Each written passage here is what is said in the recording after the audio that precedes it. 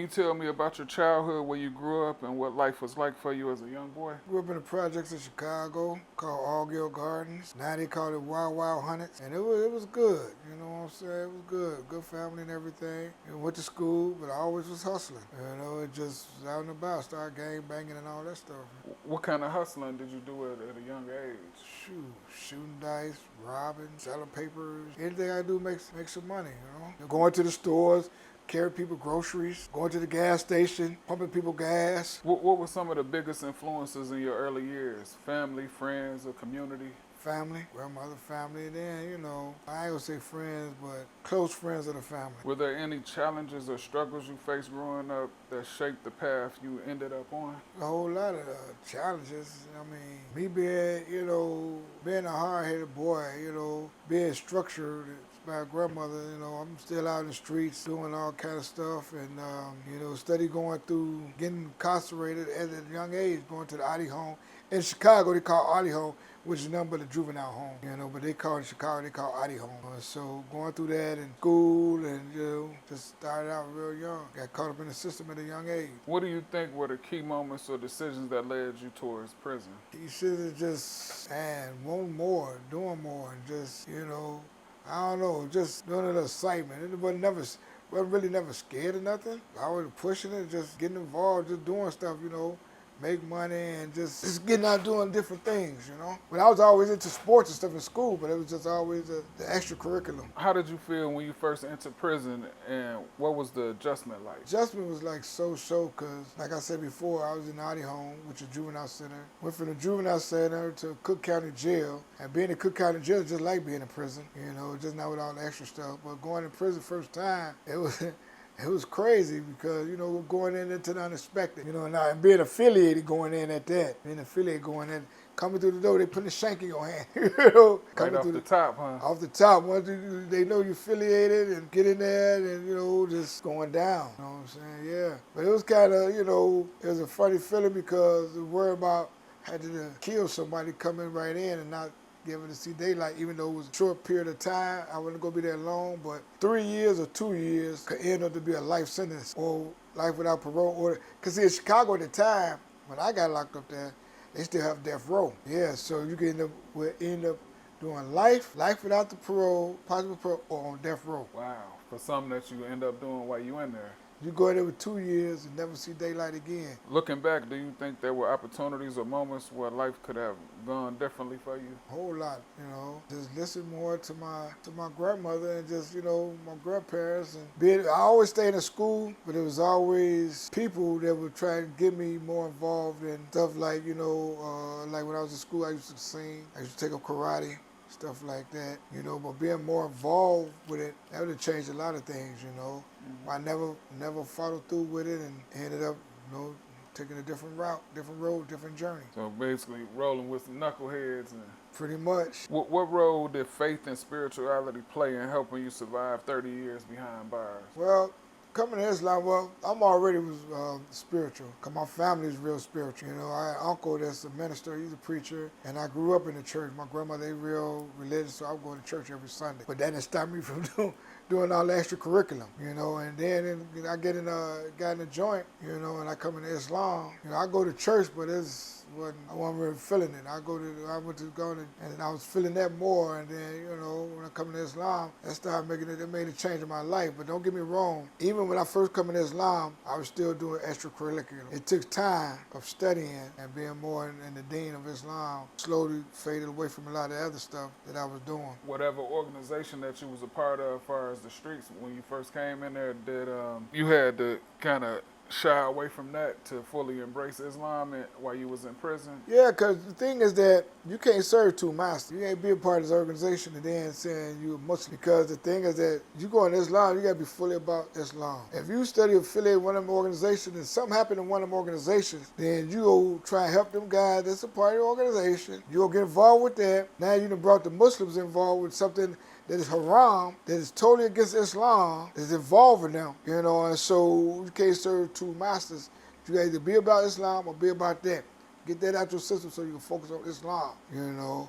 And so that was one of the things as I go about that. Even guys that didn't like it, but it is what it is. As they say, care about you, respect you, they go accept you. What was a typical day like for you in prison after you found your faith? I started concentrating more on, it was a lot more easy, it was less stressful, more relaxing and calming of mindset, you know what I'm saying? And dealing with people on a lot of crazy stuff. You got people that dislike you for their own personal reasons, and you seeing the dislikement. Now you up here, they coming at you or you going at them, and so it's just so much shady stuff and so just a lot of stuff going on. So in Islam, it was more of a peaceful and relaxing state of mind, and less stressful. Okay, so to kind of answer my next question, because I will say, how did you maintain peace, discipline, and growth in an environment designed to break down people? Yeah, as far as the spiritual growth, I was, practicing Islam and still involved with programs, but I still was kind of backsliding a little bit, but I was holding on to that rope of Islam because I'm just learning about it. And so I was taking up a lot of programs in there,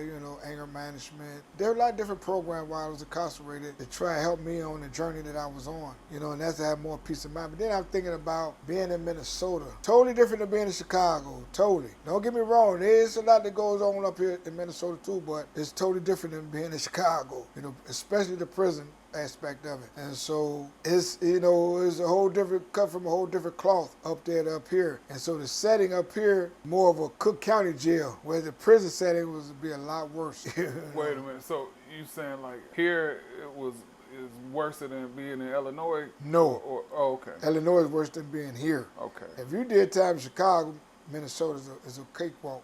Were there mentors, teachers, or brothers who helped guide you along the way? Well, yeah, I had one brother used to come in, it was a Muslim named Fareed. That brother was a good, he used to come in as an outside resource person and, kind of, I was feeling that when he was coming in when I was at Stillwell, I was feeling that, you know what I'm saying? And as far as other brothers, it was always, they would be around saying they brothers and friends, but yeah, they doing undermining, stuff, always trying to undermine you in different ways. They grin and talk to you in front of your face, but then when you're not around, they're backbiting and, trying to degrade you and all this old type of stuff. Then when you're back around your friend, they try and put you down and all this on the slide thinking you don't know or you don't see, like, I don't see what you're doing, but that's making you feel good to try and put me down or say something like this. But back in my mind, if I do something to them, that'll give me more time. So now I got to be smart about it to continue to use that as a lesson to grow. So after 30 years inside, what was the hardest part about stepping back into the free world? Man, it's like leaving the Flintstones and coming back to the Jets. You're coming from the Flintstone age, everything is stone rock, and when you come back with all the technology,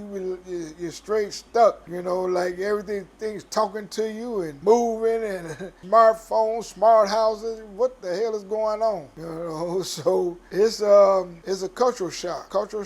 Okay, so how did you stay grounded and focused when adjusting to life on the outside? So I reconnected with a lot of that I was involved in and while incarcerated. Reconnected with a lot of them people. Started getting involved with them. When I can, making it to the meetings and seeing what's going on in the community. Trying to be more in the community, doing community work, being involved in the community.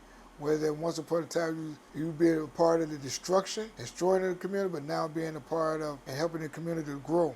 So be a part of the solution and study the problem. How does that make you feel inside by being a part of the solution and not the problem? Make me feel good because you will see yourself as that, dang, I was doing that to my community. Wow, you see the destruction that you're doing, but now you seeing that you could put smiles on people's faces or make people feel good, and knowing that you had a part of that. You're not doing it all by yourself because it always takes a team to make things work. So you get a team of people, if not by yourself, get a team of people. It just makes you feel good, because then it's also making a part of a legacy that you left behind, that you became a part of the solution, whereas once you was a part of the problem. How did you become involved with Al Maun? Well, some of the Muslims, because not being from Minnesota, I really didn't know what mosque to go to. And so since I was getting my parole over in Minneapolis, and on the north side of Minneapolis, brothers was telling me that Maun was the closest masjid to me, the mosque. But not only was it the closest mosque, it's a more diverse mosque. I think one of the most diverse masjids in the state of Minnesota. Can you explain the mission of Al Maun and why the work is so important? Well, now Maun, the mission, which I had read, the mission is to help brothers and sisters that had drug addiction in the community, or people that's coming out of brothers and sisters coming out of prison, to help them with housing and home. Help them with houses and jobs. Helping them to get a skill if they don't have one. Helping them to, if they don't know how to do a resume, to help out fill out resumes. If they ain't got their health, wellness, help them with their health. Get insurance, help insurance. Get all the things they don't have. Get all the documents and paperwork they need to navigate and function out in society. What do you find most rewarding about helping people in recovery and reentry? I find out most rewarding is that something, as I said before, something I was a part of, or something I could grow off of to try to help more the youth. To show them that it's a better way than doing what they're doing, because I've been there and done that. A lot of them wouldn't think it.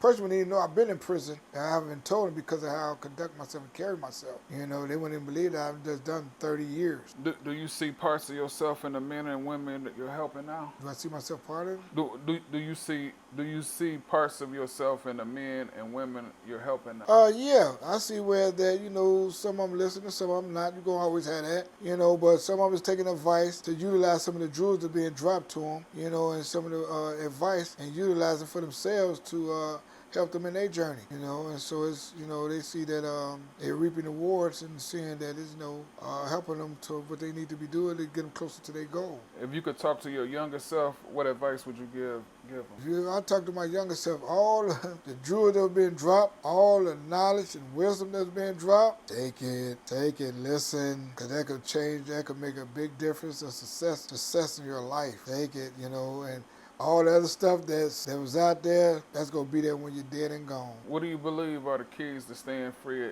not just but mentally and spiritually? Keys to staying free is to have faith in one that is greater than you. Mine is Allah, praying with Allah, which is spiritual. They help me with the mental, and eventually, go fall into the physical, which, coming in with the working out and doing, what is necessary, because when you're stagnated, you just deteriorate and you die. You're just existing. You're not living. So much I took for granted when I was out before, and you don't understand that until you're in a place of isolation where you don't have access to those things. And so now, instead of taking for granted, take advantage of it and enjoy it, because there's only one life to live. Once it's gone, it's gone. It's a wrap. It's over. It's done. What does forgiveness of self and others play in your journey? Well, let me ask that again. What role does forgiveness of self and others play in your journey? What role to success, to mine is just continue on working hard. I say I'm old, but I ain't out. The thing is that how old you get, you can always learn, you can always grow, you can even prosper. And so that's why I disagree when they say you can't teach old dog new tricks. I disagree with that, because as long as you on this earth, and in Islam it tells us we learn from the cradle to the grave. Every time my feet touch the ground, and I walk out that door with something I'm going to learn that I didn't know before. And so part of my success is to go into places without a full glass, so I have room to put other stuff in and learn to become better than what I was before. And for those do the same thing, going in with full glass, think they know everything, going with a half full glass so you got room to put something that can help you grow to be successful in your life. If you got a full glass, you ain't going to have no room to grow, and it make less reason or less room for you to grow to be successful. You're not leaving no room for you to grow, because you're going in with a full glass instead of a half, where you can put something in there. What do you want your legacy to be when people think about David Islam? That he was a peaceful, kind-hearted, respectful individual person, that he contributed to the community, understood his wrong, realized his wrong, and tried to correct them best way he could by contributing to the community, and being a part of the solution when he was a part of the problem, and changed his life around to help those else who might be in need and don't know how to get to where they need to go, but to put them on the right path. You could lead a horse to water, you can't make him drink. You could take him to the door, but you can't open it for him, and I really do believe that. And the thing is that one of the things I came over to quote is that the past is gone, present is here, tomorrow is yet to be born. Yesterday is gone. Yesterday is gone. Day is here. Tomorrow is yet to be born. I learned from the past. I live today, and I prepare for tomorrow. Okay.